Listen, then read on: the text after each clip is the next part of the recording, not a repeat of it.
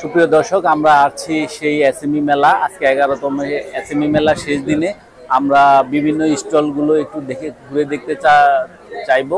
আমরা আপনাদেরকে একটি আকর্ষণীয় জিনিস একটু দেখাতে চাইবো, যে জিনিসগুলো আমরা কখনো জানতাম না। এবং যে এই স্টলে কচুরি পানা দিয়ে যেসব আসবাবপত্র এবং বাসার শোপিসগুলো তৈরি করা হয়, সেই জিনিসগুলো আজকে আমরা জানবো যে কিভাবে তৈরি করা হয়, এগুলো কিভাবে সংগ্রহ করে।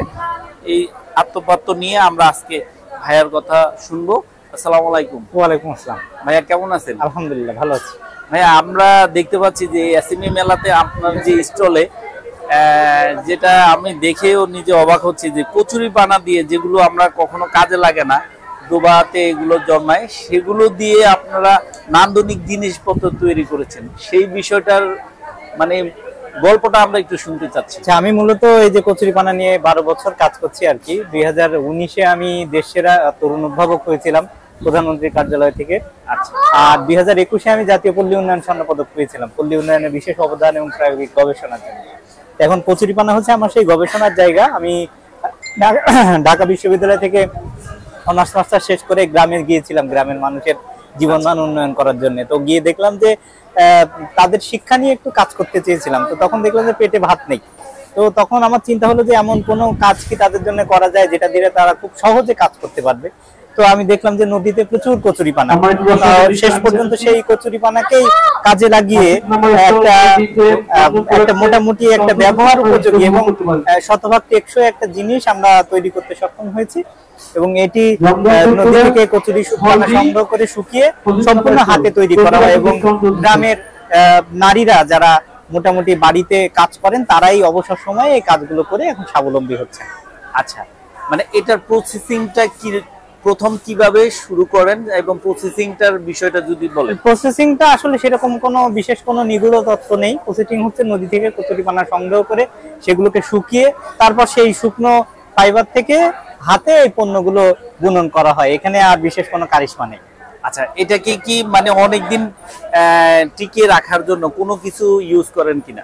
আচ্ছা, এখন বিষয়টা হচ্ছে যে প্রকৃতি বান্ধব বা পরিবেশ বান্ধব জিনিস সেইগুলো যেগুলো একসময় প্রকৃতিতে মিশে যাবে, যেগুলো প্লাস্টিকের মতো 400-500 বছর ধরে টিকে থাকবে না, সেই জন্য এটা প্রকৃতি বান্ধব। সুতরাং এই জিনিস আসলে স্বাভাবিকভাবেই 5-7 বছর 10 বছর এমনিই টেকে।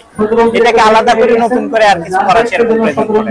আচ্ছা, আপনি যখন গবেষণাটা আপনি শুরু করেন বা চিন্তাধারার ভিতরে আসে, তখন কি এই পরিবেশ বান্ধবের কথাটা মাথায় ছিল কিনা? হ্যাঁ, অবশ্যই ছিল। পরিবেশ বান্ধবের চিন্তা ভাবনা মাথায় ছিল, কারণ আমি একসময় নদী পরিষ্কার করার চিন্তা ভাবনা করেছিলাম। কারণ আমাদের ওখানে নদীতে প্রচুর কচুরি পানা, ভাবছিলাম সেটা পরিবেশ দূষণ করে। তো সেটা করতে গিয়ে দেখলাম কেঁচো করতে কেউতে বেরিয়ে আসলো যে এটাকেই তো এর এগেইনস্টে দাঁড় করিয়ে দেওয়া যায়, কারণ কচুরি পানা জিনিসটা প্রতি রাতে দ্বিগুণ হয়।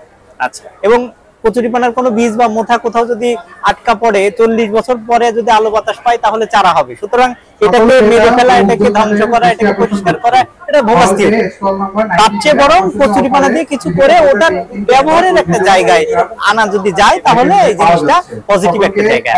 আচ্ছা, এটাকে কি বার্নিশ করেন কিনা? মানে যে আপনারা তো এটা শুকানোর পরে কি কোনো কিছু বার্নিশ করা লাগে কিনা?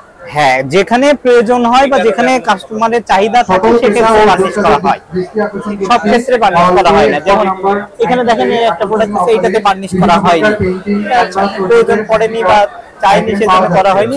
কিন্তু যে পণ্যগুলোতে বার্নিশ চাই ক্রেতারা, সেগুলোতে আমরা বার্নিশ ব্যবহার করি। আচ্ছা, সেই ক্ষেত্রে এটা মানে পানি লাগার ক্ষেত্রে কি কোনো অসুবিধা, পানি লাগাইতে পারবে কিনা, পানি পড়লে কোনো সমস্যা? আচ্ছা, এখানে আপনি দেখছেন পাশেই খেজুরের পাতার পণ্য আছে, ওই যে ওপাশেও খেজুরের পাতার পণ্য আছে। এই প্রশ্নগুলো ওদের ক্ষেত্রেও প্রযোজ্য। আচ্ছা আচ্ছা, তার মানে ওরা তো গত 100 বছর 200 বছর ধরে ওই খেজুরের পাতার কাজগুলো হয়ে আসছে আমাদের এখানে। তো যে কথা কচুরি বানার ক্ষেত্রে প্রযোজ্য, সেই কথাটা ওদের ক্ষেত্রেও প্রযোজ্য। ওরা যদি টিকে থাকতে পারে তাহলে এ টিকে থাকতে পারবে না কেন? আচ্ছা, আপনি তো ঢাকা ইউনিভার্সিটির স্টুডেন্ট। যে আপনার প্রধানমন্ত্রী যদিও বলে যে নতুন চাকরির পিছনে না ঘুরে তুমি উদ্যোক্তা হও, সেই উদ্যোক্তার ক্ষেত্রে আপনার কতটুকু সফলতা অর্জন করেছে? এইটা মানে মোটামুটি একটা মোটা দাগের কথা, কিন্তু ম্যাক্সিমামই ভোগাস থিওরি। কারণ বাংলাদেশে যদি কেউ সত্যিকার অর্থে উদ্ভাবনী উদ্যোক্তা হয়, তাহলে তাকে জুতো সেলাই থেকে চণ্ডীপাঠ সব যেন তার করা দায়িত্ব হয়ে পড়ে। আমি একটা জিনিস উদ্ভাবন করলাম, তার মানে হচ্ছে এটাকে উৎপাদন করা, বাজারজাত করা, হচ্ছে বিদেশে বিপণন করা সব যেন আমার দায়িত্ব, এটা যেন আর কারো মাথা ব্যথার কারণ না, এরকম একটা ব্যাপার দেখা যায় যে জিনিসটা আমি করেছি বলে এটা যেন আমারই একার দায়িত্ব। আমি একটা জিনিস বারবারই বলার চেষ্টা করছি বা বোঝানোর চেষ্টা করছি, সবাই আমাকে একটা প্রশ্ন করে এক্সপোর্ট করেন কিনা, এটা এখন একটা জাতীয় প্রশ্ন আমার জন্য। কিন্তু আমি বলতে চাচ্ছি যে এই প্রশ্নটা আমার কাছে বেশ খানিকটা মানহানিকর প্রশ্ন, যে আমার দেশের সবচেয়ে ভালো পণ্যটা তো আগে আমি ব্যবহার করব, আগে এক্সপোর্ট কেন? আমাদের কি বাঁচার অধিকার নেই? আমাদের কি পরিবেশ বান্ধব পণ্য ব্যবহার করার অধিকার নেই? এটা আমরা কবে বুঝবো? আমার কথা হচ্ছে যে এটা আগে আমরা ব্যবহার করব, এক্সপোর্টের কথা পরে। এক্সপোর্ট করব বলিনি, এক্সপোর্ট করব আগে আমরা নিজেরা, যখন আমাদের জীবন নিশ্চিত করতে পারবো, আমরা যখন আমাদের পরিবেশ নিশ্চিত করতে পারবো, তারপর আমরা এক্সপোর্ট করব, আরো অনেক কিছু করব, সমস্যা নেই। আচ্ছা, আগে নিজের দেশকে, আগে নিজের দেশ, কারণ আমরা জীবনের বিনিময়ে এগুলোকে বিক্রি করি, জীবনের বিনিময়ে প্লাস্টিক কিনে আনি, তার মানে প্লাস্টিক তো আমার জীবনকে ধ্বংস করে, তার মানে জীবনের বিনিময়ে আমরা এগুলোকে বেচি টাকা দিয়ে না। আচ্ছা, মানে বুঝাতে চাচ্ছে যে যেগুলো পরিবেশ বান্ধব সেগুলো বিদেশে এক্সপোর্ট করে, আর যেগুলো পরিবেশ বান্ধব না সেগুলো ইনপুট করতে। আমি ছোটবেলায় দেখেছি, ছোটবেলায় দেখতাম যে বাসায় বাড়িতে গ্রামে সবজি হতো, মাচায় লাউ হতো, তো যে লাউটা বাঁকা, যে লাউটা চিকন কুকলানো, সেইটা বাসায় খেত আর ভালোগুলো বাজারে বিক্রি করে দিত। এখনো আমরা সেই থিওরিতেই আছি, ভালো জিনিস খাওয়া আমরা এখনো শিখতে পারিনি। কিন্তু সেটার বিপরীতে আপনি করতে চাচ্ছেন। আমি চাচ্ছি, এই জন্যই তো আমি এখানে এসেছি, যে আজকে আমার এখানে আসার উদ্দেশ্য হচ্ছে বাংলাদেশের মানুষকে এই জিনিসটা জানানো, তাদেরকে এই জিনিসে ব্যবহারে উৎসাহী করে তোলা, তাদেরকে উদ্বুদ্ধ করে তোলা। আচ্ছা, এই মেলাতে আপনি কিরকম মানে সাফল্য বা? আচ্ছা, এখন ওইটার ব্যাপারটা হচ্ছে যে আলহামদুলিল্লাহ ভালো, কারণ এই জিনিসটা যেই দেখেছে যে কচুরিপানা থেকে তৈরি, সবাই অ্যাপ্রিশিয়েট করেছে। নতুন একটা জিনিসকে আসলে স্বাগত জানাতে কেউ কার্পণ্য করেনি, এটা আমি অস্বীকার করার কোনো সুযোগ নেই। কারণ এখানে যে আমার আপু আছেন, উনিও ঢাকা বিশ্ববিদ্যালয়ের, আমরা দুইজনই এই স্টলে ছিলাম, তো উনিও দেখেছেন যে এসছেন, আমরা কিছু কিছু শব্দ শুনেছি আমাদের পিলে চমকে যাওয়ার মতো, যে ওয়াও, ও মাই গড, ইত্যাদি ইত্যাদি, এই ধরনের শব্দগুলো আমরা শুনেছি। আচ্ছা, এখন যদি আপনাকে আরেকটা কোশ্চেন করি, যে এটা দিয়ে কি কি বানানো হবে? আচ্ছা, এটা তো আবার একটু গবেষণামূলক কথাবার্তা। কচুরিপানা থেকে প্রায় 1500 রকম জিনিস তৈরি করা সম্ভব, এবং আমার গবেষণা বলছে যে যদি আমরা কচুরিপানাকে কাজে লাগাতে পারি, তাহলে বাংলাদেশে প্রায় 1 কোটি মানুষের কর্মসংস্থান করা সম্ভব হবে। এটা আমি তো এর আগেও দেখাইছি বা প্রেজেন্টেশন দিছি, বহু কিছু হয়েছে। আমি তো A2I-তে গিয়েছিলাম বা অন্যান্য যে সমস্ত জায়গায় পেপার জমা দিয়েছি, কিন্তু সত্যিকার অর্থে ওই যে কথাটা বললাম, যে আন্তরিকভাবে এটাকে ওন করা, এটাকে সামনে নিয়ে আসা, এটাকে প্রচার করা, এটাকে প্রসার করানো, এটাকে ব্যবহারে নিয়ে আসা, নিজেদের কাজে লাগানো। এটা ধরেন যে আমি ওই যে শুধু খানিকটা প্রচার করলাম, আমার কিছুটা নাম হলো, আর কিছুটা বাইরে পাঠালাম। বাংলাদেশে যারা এগুলা নিয়ে কাজ করে, তারা মূলত যে কাজটা করে সেটা হচ্ছে পণ্য তৈরি করে আর সোজা বিদেশের মার্কেটে পাঠায় দেয়, বাংলাদেশের লোক তা চোখেও দেখতে পারে না। আচ্ছা, এই আর কি।